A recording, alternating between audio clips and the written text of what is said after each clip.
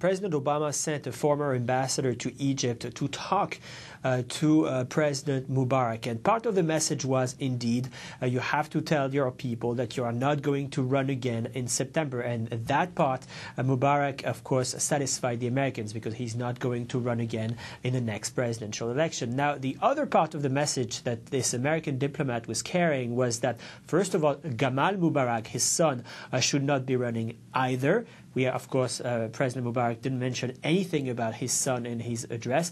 And the other part was that he should start engaging with the opposition right away, that the Americans want to see changes right away and make sure that there is the beginning of that orderly transition. And once again, we didn't hear anything about that either. So the Americans are not completely satisfied with what they heard from President Mubarak. When it comes to that phrase you used there, orderly transition, what kind of pressure are the Americans willing to put on the Egyptian side?